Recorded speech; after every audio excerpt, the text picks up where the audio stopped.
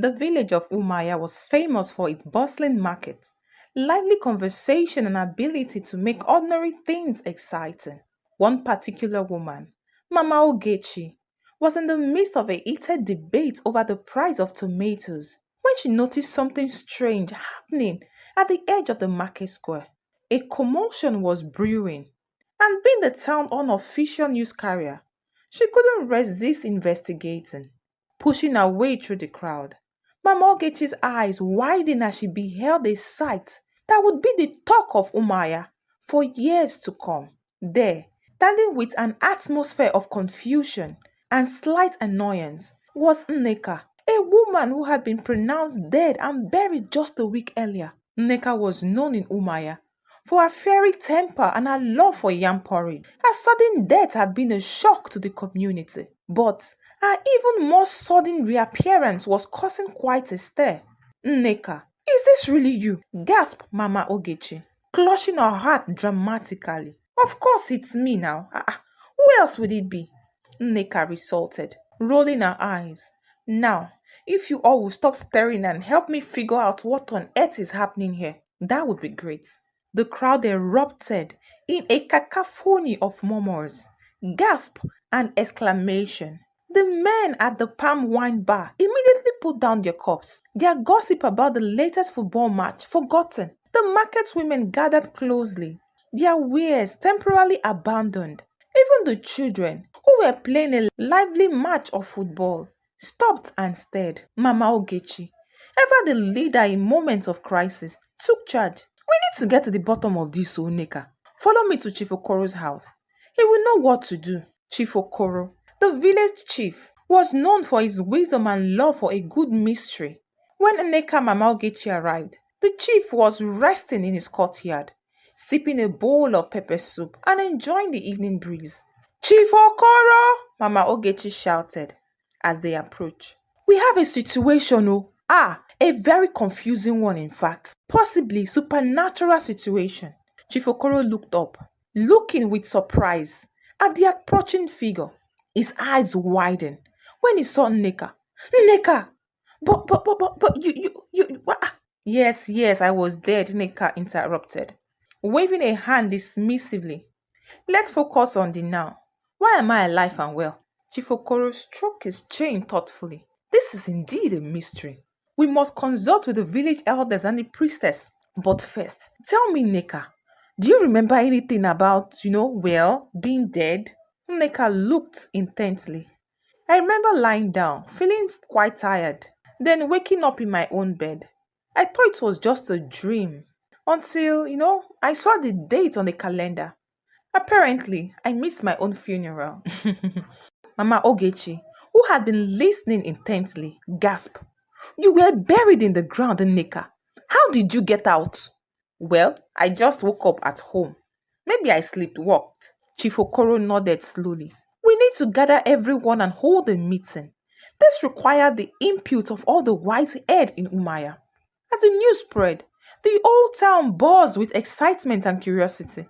That evening, a large crowd gathered in the town hall, eager to hear the explanation and theory that would be presented. Chief Okoro stood at the front, flanked by the village elders and the priestess, a woman named Adako, who was known for her mystical insight and dramatic flair. My people, Chief Okoro began, raising his hands in silence. We are here to solve the mystery of Nneka's return from the dead. Does anyone have any theory or insight? A hand was lifted in the crowd. It was Okechukwu, the local school teacher. Perhaps Nneka was not really dead, but in a deep coma. Modern science has documented such cases. Adako, the priestess. Modern science, my foot. This is clearly a matter of the supernatural. Spirits walk among us, and Nneka's spirit has returned to her body. Nneka, standing off to the side, looked. Can you just find a practical solution? I have yam porridge cooking at home, and I won't want it to burn. The crowd chuckled, but the debate raged on. Various theories were put forward, from the logical to the absurd. Some suggested Nneka had been resurrected by a powerful juju, while others believed she had merely suffered from an unusual case of narcolepsy. Finally, it was decided that a thorough investigation would be conducted. Adaku would perform a spiritual cleansing to ensure no lingering spirits were involved, and Okechukwu would dive into medical records to see if any scientific explanation could be found. The days that followed were filled with strange rituals, medical examination, and endless gossip. Nneka found herself at the center of attention wherever she went. People were both fascinated and wary, unsure whether to embrace her as a miracle or fear her as an omen. One particular memorable incident occurred when Nneka went to buy bread from Chukwu's bakery. As he reached for a loaf, Chukwu, the baker, gasped and dropped his tray of freshly baked bread. "Nneka, don't sneak up on me like that," he exclaimed, clutching his chest. "Chukwu, I walked in through the front door, like any normal person would," Nneka replied. "Well, normal people don't come back from the dead," Chukwu murmured, handing her the loaf with trembling hands. Despite the initial shock, life in Umaya gradually began to settle back into its usual rhythm. Howbeit, with Nneka's peculiar predicaments providing endless entertainment and speculations, the investigation continued, with no clear answers in sight. One evening, as Nneka sat at her pouch, watching the sunset and enjoying a plate of yam porridge, she was joined by Mama Ogechi. "Nneka, have you ever thought that maybe this whole situation is a blessing in disguise?" Mama Ogechi asked, sitting down beside her. Nneka raised her brow. A blessing? How so?" "Well," Mama Ogechi began, "you've brought excitement to our lives. And who knows, maybe there's a reason you've been given a second chance. Perhaps you have unfinished business. Have you thought of it?" Nneka pondered. "Maybe you are right too, Mama Ogechi. But for now, I just want to enjoy my porridge jare and figure out how to get my life back to normal." As they sat together, Nneka felt a sense of peace. Whatever the reason for her return, she was determined to make the most of it. After all, life was full of mysteries, and sometimes the best thing to do was embrace the chaos and enjoy the ride. In the weeks that followed, Nneka's story continued to be a source of amusement and intrigue in Umaya. Whether she was dodging the superstition of her neighbors or navigating the peculiarities of her second chance at life, one thing was certain: Nneka, the living dead, had become an unforgettable part of Umaya's rich tapestry of tales. As weeks began to turn into months, the mystery of Nneka's return from the dead remained unsolved. But life in Umaya carried on with its usual blend. The villagers had grown accustomed to Nneka's presence, though they never quite stopped speculating about the circumstances of her return. Nneka herself was determined to make the most of the unusual situation. She decided to use a newfound life to start a small business, capitalizing on the curiosity and superstition of town people. She opened a fortune-telling booth in the market, combining her natural wit with some learned tactics to provide both entertainment and guidance. She would shout, "Come one, come all. See the living dead tell you your future." She would shout, attracting a curious crowd.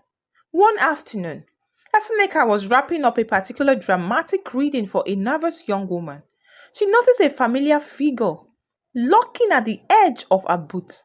It was Pastor Eze, the local preacher known for his fiery sermon and unwavering belief in the power of prayer.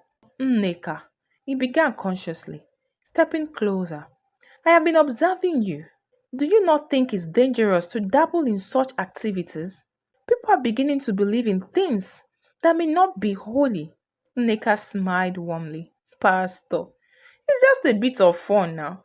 People need a distraction, something to believe in, even if it's just for entertainment." Pastor Eze sighed. "I suppose, but remember, not all spirits are benevolent. Be careful with the forces you might be invoking." Nneka nodded. "Thank you for your concern, Pastor. I will keep that in mind." As Pastor Ezekiel walked away, Nneka couldn't help but smile to herself. Life was indeed strange, and if she was going to be part of this world again, she might as well enjoy every minute of it. One day, as she was closing up her booth, Nneka noticed a particular character approaching her. The man was tall and lanky, with a white shock of hair and eyes that seemed to sparkle with mischief. He wore an assortment of mismatched clothes and carried a large withered book under his arm. Good evening, madam. I am Professor Emeka, scholar of the arcane and the unusual, he announced with a dramatic bow. I have heard of your remarkable return from the dead, and I have come to offer my assistance in solving this mystery. Nneka raised her eyebrow. A scholar of the arcane, you said. What can you offer that others haven't? Professor Emeka grinned. I have access to knowledge that goes beyond the realm of science and superstition. Together, we can uncover the truth. Intrigued, Nneka invited him to sit and share his theories. Professor Emeka spoke of ancient texts and forgotten rituals, the spirits and energy that flowed through the world unseen. Though skeptical, Nneka wouldn't deny the excitement that bubbled within her. All right, Professor, she said finally. Let's see what you can do. But be warned, I won't fall for any tricks. Over the next few weeks, Professor Emeka and Nneka dived into their investigation. They pored over dusty tombs, conducted strange experiments, and even ventured into a nearby forest in search of mystical herbs. The villagers watched their activities with a mix of amusement, unsure whether to applaud their effort or run for cover. One particular memorable evening, Professor Emeka convinced Nneka to participate in a ritual. They gathered in Nneka's small living room, surrounded by candles and arcane symbols drawn in chalk. The atmosphere was thick with anticipation. Spirits of the beyond, Professor Emeka atoned, raising his hand theoretically. We seek your guidance. Reveal to us the truth of Nneka's return. The room grew silent for a moment. Nothing happened. Then suddenly a loud crash echoed from the kitchen. Nneka and Professor Emeka jumped to their feet, their eyes widening in shock. Consciously, they approached the kitchen, only to find a bewildered cat staring back at them, having knocked over a pot of yam porridge. Professor Emeka sighed in relief. Perhaps we should stick to more traditional method, they both laughed. Despite the lack of clear answer, Nneka found herself enjoying the adventure. The town had embraced her return, and she had found a new sense of purpose and excitement in her life. Every day brought new challenges and discoveries, and she faced them with all her trademark blends of humor and resilience. One sunny afternoon, as Nneka was strolling through the market, she overheard a conversation that drew her interest. Two elderly women were gossiping animatedly, their voice rising and falling with excitement. Did you hear about the new herbalist in town? One of them whispered. They said she had powers that's even more than a Darkus. Nneka's curiosity was intensely ignited. A new herbalist with mystical powers? She had to find out more. Following the direction provided by the gossiping women, Nneka soon found herself standing in front of a small, unassuming hut at the edge of the village. Inside, the atmosphere was thick with the scent of herbs and incense. Shelves lined the walls, filled with jars of strange and exotic ingredients. At the corner of it all stood a young woman with a serene expression and an atmosphere of quiet confidence. Welcome, she said warmly, her voice soothing. I am Chioma. How can I assist you? Nneka explained her situation, watching as Chioma listened intently. She had finished. Chioma nodded thoughtfully. I have heard of your story, Nneka. It is indeed unusual.